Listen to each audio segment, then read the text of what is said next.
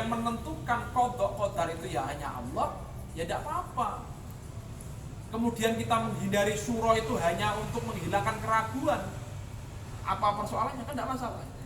Jadi menghindari bulan syura itu untuk pernikahan bukan karena kita takut dengan qada qadar dan naas di bulan syura, karena itu bukan keraguan tadi. tapi hanya untuk menghilangkan keraguan. Sehingga Rasulullah kan pernah bersabda, da mayyaribuk illa ma la yaribuk. Maka tinggalkanlah perkara yang meragukanmu kepada perkara yang tidak meragukan. Ya, gitu sekilasnya. Ada sahabat-sahabat yang mungkin ingin berdialog terkait bulan syura, kami persilahkan. Ini hajat ataupun tradisi-tradisi lain yang perlu dibahas atau mungkin ingin disampaikan. Ini ada pertanyaan di WA bisa dibuka atau kalau tidak ada ya sahabat-sahabat yang di sini mungkin bisa bertanya.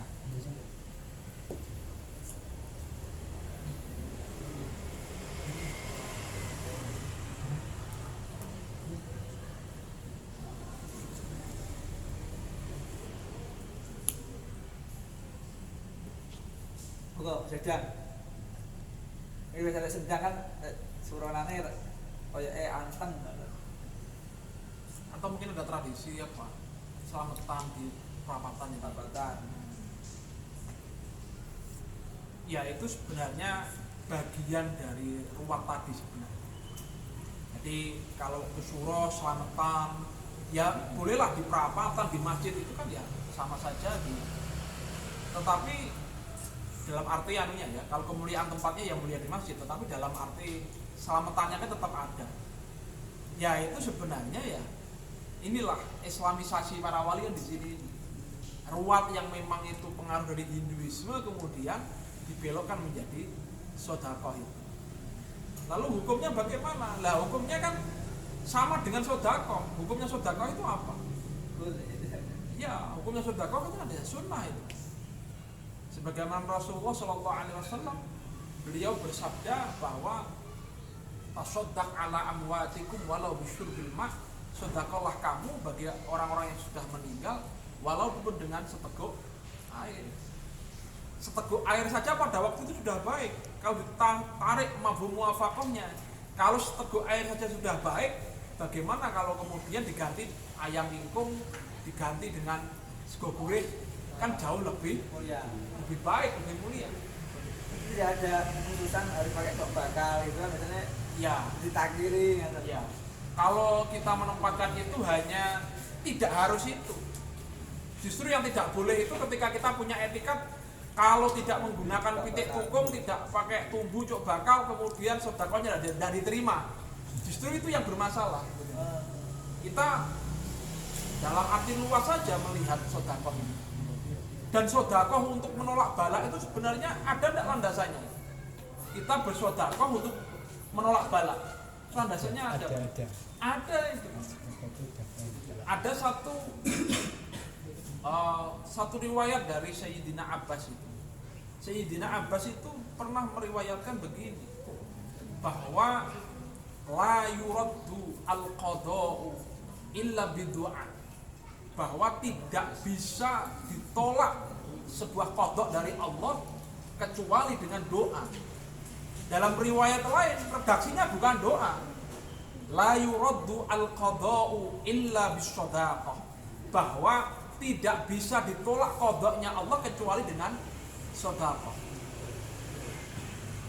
Bahkan ini ditanyakan kemudian oleh para sahabat, ya Rasul, apakah orang bisa mengubah takdir itu? Ya. Maka kata Rasulullah, fahiya qadarullah, maka itu adalah ketetapannya Allah. Itu bukan mengubah hakikatnya tapi ya. Iya. Hakikatnya tidak mengubah, itu tetap ketetapannya Allah. Hanya saja karena kita dituntut untuk berusaha, salah satu usaha kita adalah berdoa. Maka kemudian jika berubah, itu ya tetap qadanya Allah. Kalaupun tetap, ya itu tetap qadanya Allah. Adapun berubah atau tidak, itu bagaimanapun tetap dalam bingkai qadanya Allah. Bahkan yang lebih tegas lagi begini, yang lebih tegas lagi hadisnya Rasulullah. Sekalipun hadisnya ini agak, ya memang riwayatnya dhaif, tapi ini yang menjadi uh, pegangan kita sodakoh untuk tolak bala. Rasulullah satu kali beliau itu bersabda begini, inna li kulli yaum nahashan fadfa'u nahsan bisodaqah.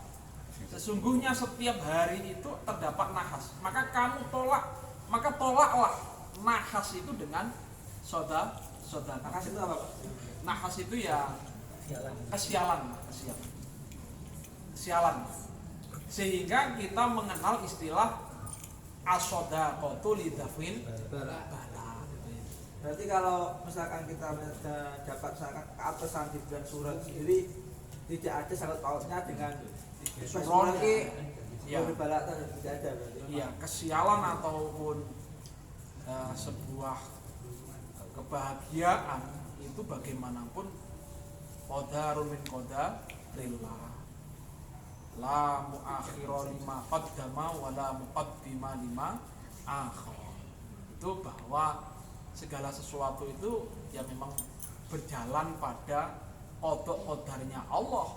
Tidak ada yang bisa mengakhirkan sesuatu yang sudah didahulukan, dan tidak ada yang bisa mendahulukan sesuatu yang sudah diakhirkan oleh Allah. Itu rumusnya. Monggo sahabat-sahabat yang mungkin bertanya atau mungkin mengatakan. Sebelumnya saya mau bertanya Pak mengenai mitos bulan Suro yang ada di dalam masyarakat, yang mana masyarakat itu disebutkan istilahnya bulan Suro itu keramat. Keramat dalam arti banyak mitosnya, banyak sialnya kan gitu Pak ya. Yang pertama, nah itu bagaimana Pak cara menghilangkan istilahnya mitos stigma yang ada di masyarakat seperti itu. Yang kedua itu yang saya tanyakan Pak, ada yang bertanya itu mengenai para wali dulu itu membelokkan budaya Hindu keislaman. Kan zaman sekarang ini masyarakat kita sudah pintar, bukan seperti masyarakat zamannya dakwahnya Wali Songo, yang mana itu lebih ke Hindu-Hinduan. Nah, apakah cara yang dipakai oleh Wali Songo tetap kita gunakan di dalam era sekarang?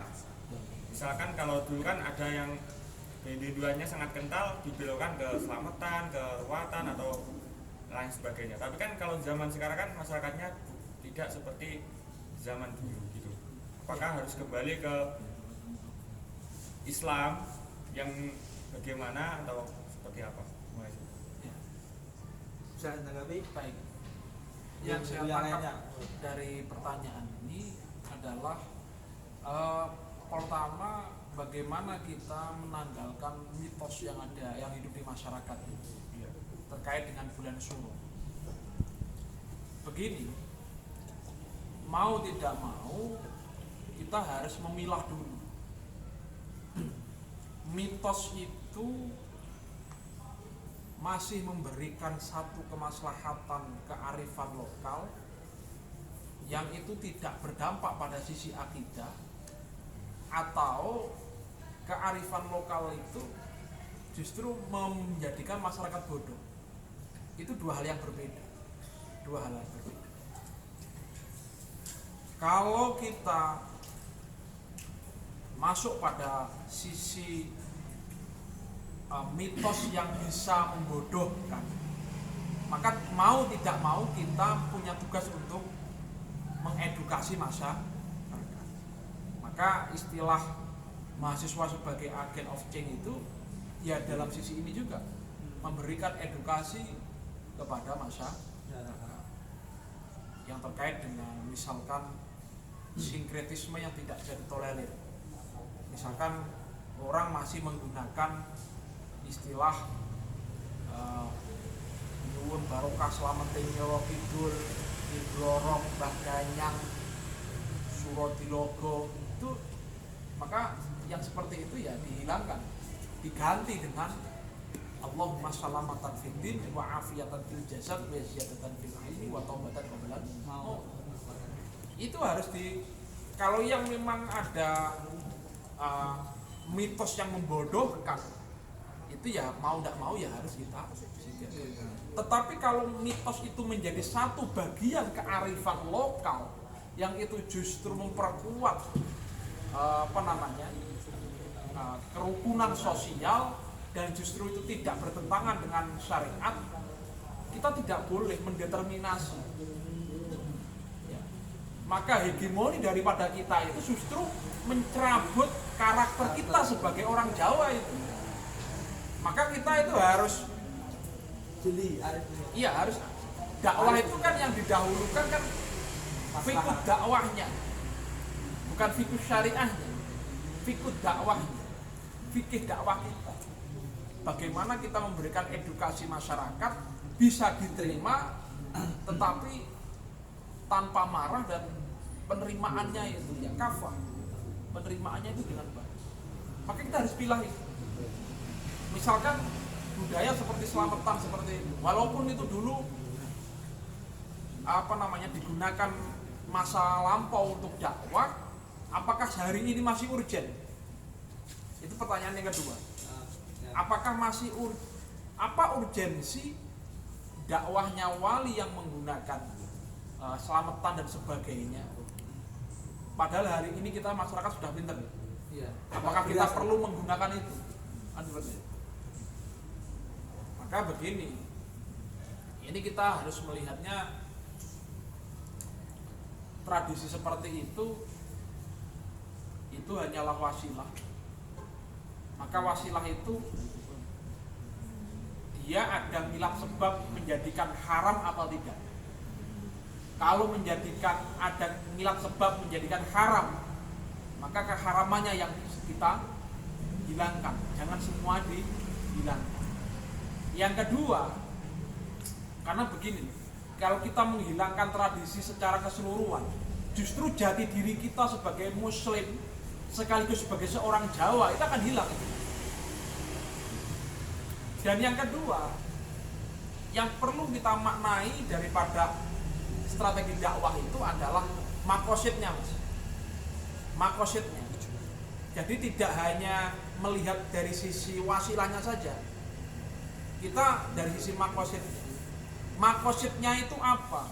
Para wali lebih mengedepankan dakwah secara substansial daripada sekedar formalitas. Begitu. Oke lah, bungkusnya masih Jawa, bungkusnya masih selamatan, ada ayam ingkung dan sebagainya. Tapi isi substansinya kan sodako. Yang itu sudah menjadi satu kekayaan Islam di Nusantara, itu justru jangan dihilangkan. Justru itu dimaknai secara epistemologi dan paradigmatik gitu. Coba ada kan yang berani seperti itu hari ini, yang dakwahnya punya keberanian seperti para wali. Mas Faisal misalkan meniru Sunan Kudus, ia membangun masjid tapi bentuknya seperti gereja. Kalau Sunan Kudus membangun seperti Hindu, Mas Faisal membangun langgar atau musola seperti gereja. Insya Allah dia akan dihujat netizen ila yaumil qiyamah. Iya, pasti itu.